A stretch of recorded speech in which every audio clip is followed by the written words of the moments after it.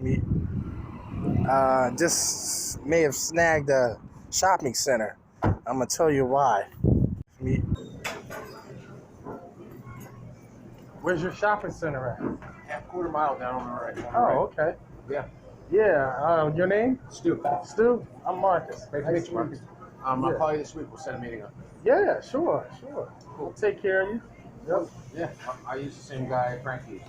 Oh, okay. Cool. Yeah. And, I do houses as well too, so something to think about. If you find like one or two customers, I can give you like like if you got family or friends, I'll give you like 15-20% off. Cool. Yes. All right. So just call me when you're ready. I'll just come on out. You'll hear from me this week. Okay. Sounds good. How I met him? I just met him literally before this video. 3 minutes before this video. I went out to get a car, and that's when I started filming part of the conversation.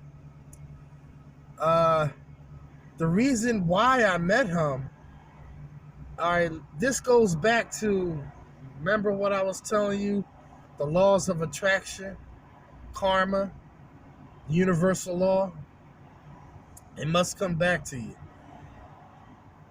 It doesn't have a specific way it comes back to you, but when it does, you better be ready. That and listening to your gut. Remember when I told you that being nice to people and giving and just in general, it has to come back to you. What it does is opens a whole door of possibilities. Now that door just now opened from something that was done previously. It doesn't even matter what it is. It's not the point. But the fact that something drew me to coming here, being at the right place at the right time, you have forces at work that most people can't explain.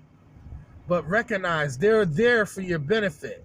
If you're constantly in the right frame of mind and your vibrational state is up, you will see these things come across your path. This is how I met this person. So now I got a whole shopping center, and he said next week, look for his call. So that's all I wanted to say.